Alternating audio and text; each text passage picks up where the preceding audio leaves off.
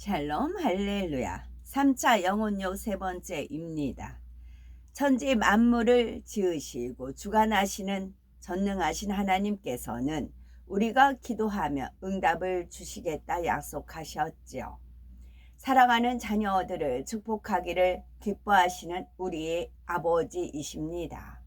그런데 어떤 사람들은 왜 하나님을 믿는다 하면서 또 믿음이 있다 하고 충성한다 하면서도 시험 환난을 당하는 걸까요? 간절히 기도하는데도 왜 마음의 소원을 응답받지 못하거나 응답이 지체되는 걸까요? 이사야서 59장에 그 답이 나와 있습니다. 이사야서 59장 1절에서 3절에 보면 여호와의 손이 짧아 구원치 못하심도 아니요 귀가 둔하여 듣지 못하심도 아니라 오직 너희 죄악이 너희와 너희 하나님 사이를 내었고 너희 죄가 그 얼굴을 가리워서 너희를 듣지 않으시게 함이니 이는 너희 손이 피해 너희 손가락이 죄악에 더러웠으며 너희 입술은 거짓을 말하며 너희 혀는 악독을 바람이라 했습니다. 아무리 눈물로 기도해도 죄의 담이 있으면 전능하신 하나님의 역사를 체험할 수가 없고 축복과도 거리가 먼 것입니다. 이런 일을 하는 자들은 하나님의 나라를 유업으로 받지 못할 것이요 하였지요. 즉 구원도 받지 못함을 말합니다.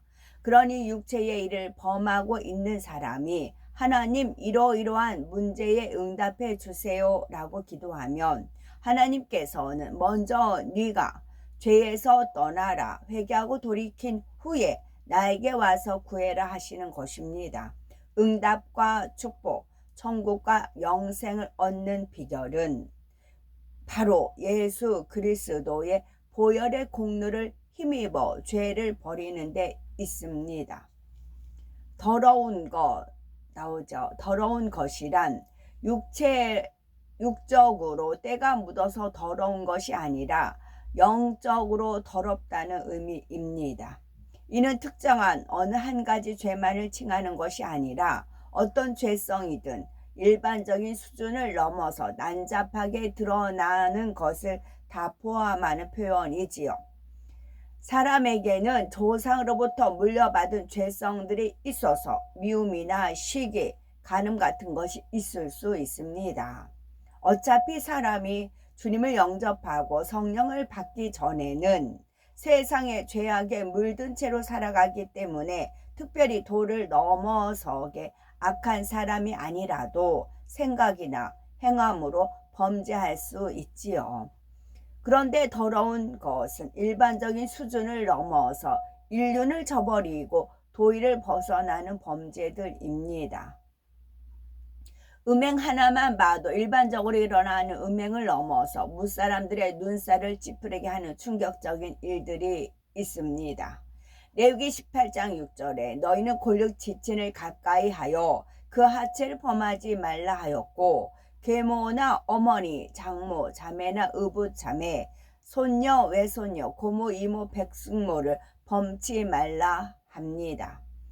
20장 15에서 16절을 보니 남자가 짐승과 교합하면 반드시 죽이고 너희는 그 짐승도 죽일 것이며 여자가 짐승에게 가까이 하여 교합하거든 너는 여자와 짐승을 죽이되 이들을 반드시 죽일지니 그 피가 자기에게로 돌아가리라 말씀하셨지요. 이렇게 일반적인 음행을 지나쳐서 인륜을 저버리는 것들, 입에 담기도 민망한 일들이 바로 더러운 것이 되는 것입니다. 레위기 19장 29절에 말씀하신 대로 이처럼 모든 일을 금하신 후 하나님께서는 무릇 이 가증한 일을 하나라도 행하는 자는 그 백성 중에서 끊쳐지리라 말씀하셨지요. 고린도전서 5장 4절에서 5절에 주 예수의 이름으로 너희가 내 영과 함께 모여서 우리 주 예수의 능력으로 이런 자를 사단에게 내어주었으니 이는 육신은 멸하고 영은 주 예수의 날에 구원 얻게 하려 함이라 말씀하십니다. 구약은 물론 신약에서도 분명히 이러한 범죄를 금하고 있지요. 다른 예로서 시기의 경우에도 그 정도가 지나치며 더러운 것으로 나오게 됩니다. 시기요. 다른 사람을 심하게 투기함으로 상대에게 해를 가하는 주술을 연구해서 상대의 초상화를 그려놓고 화살을 쏘거나 상대의 인형을 만들어서 바늘로 찌르는 등 무서운 행동들이 나옵니다. 이처럼 저주하는 행동들이 바로 시기의 정도를 지나쳐 더러운 것으로 나온 것이지요. 악한 것이 도를 지나게 되니 일반적인 사람의 양심에서는 용납되기 어려운 더러운 일들이 나오는 것입니다.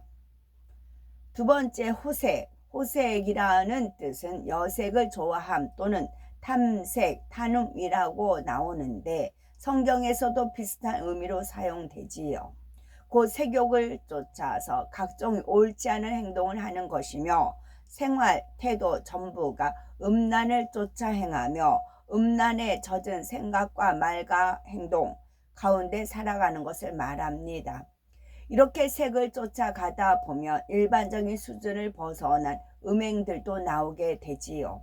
더러운 것에서도 짐승과 관계하거나 집단적인 색욕을 쫓아가는 것도 여기에 해당이 되고 동성 간에 관계하는 것, 기구를 쓰는 것 등도 여러 가지 경우가 있습니다.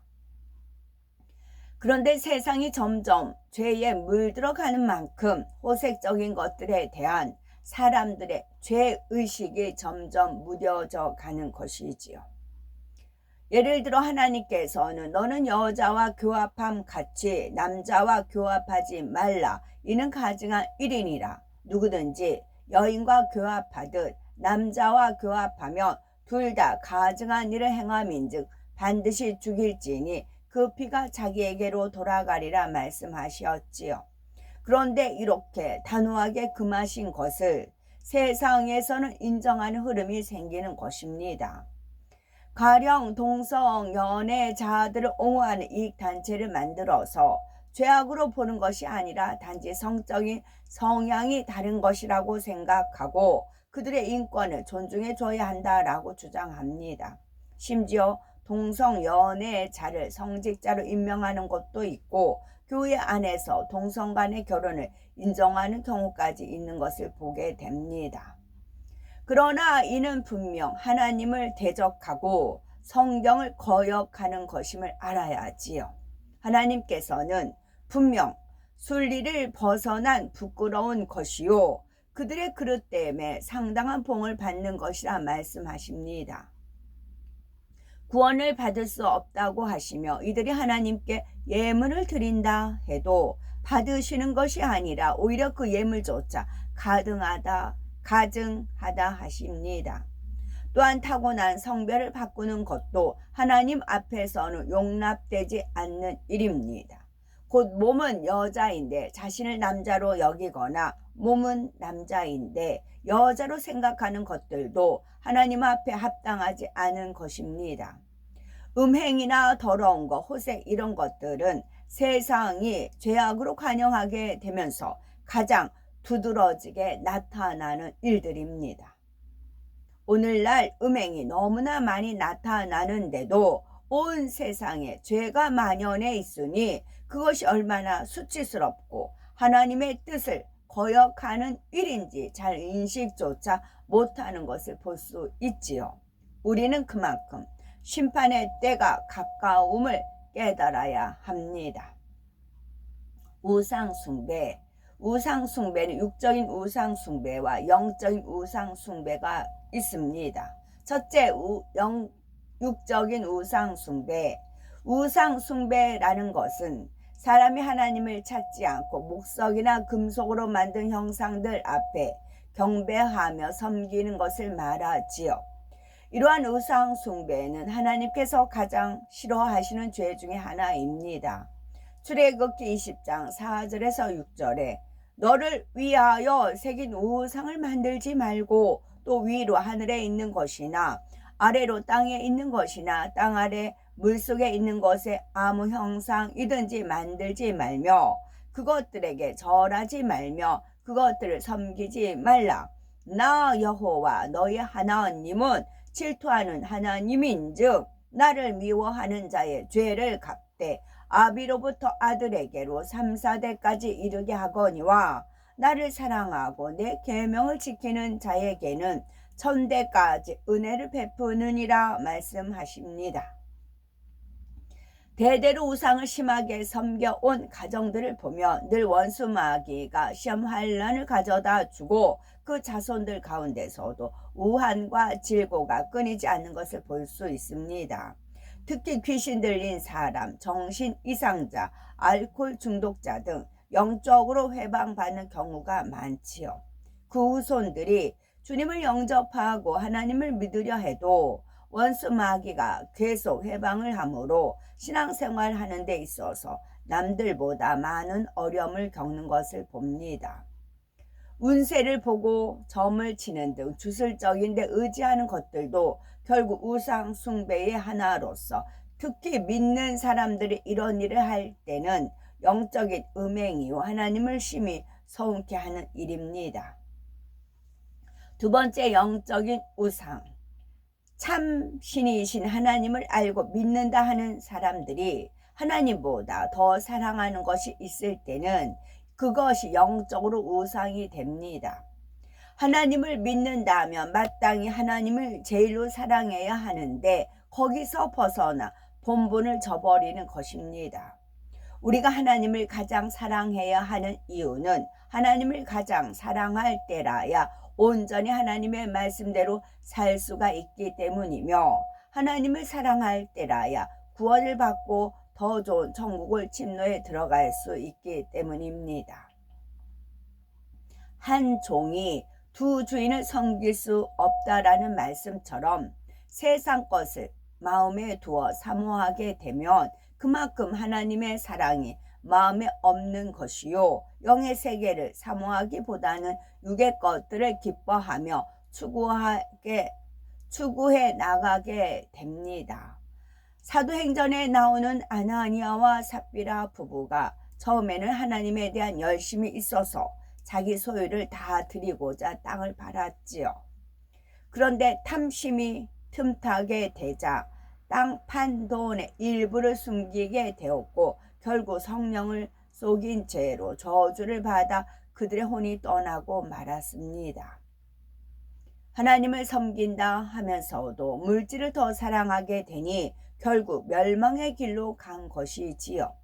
탐심 외에도 육의 가족이나 자녀를 더 사랑하는 거, 오락이나 사치를 즐거워하는 거, 명예, 권세 등도 하나님보다 더 사랑할 때는 영적으로 우상이 될 수 있습니다.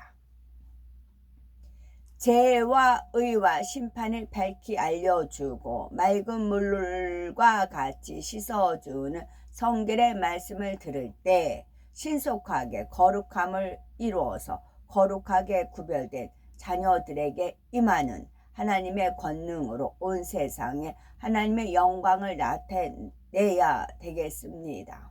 그래서 주님께서 다시 오실 때에 정결하게 단장한 신부로서 온 집에 충성한 하나님의 자녀로서 그 품 안에 안길 수 있는 복되고 아름답고 거룩한 우리 모두가 되어야 되겠죠. 아멘.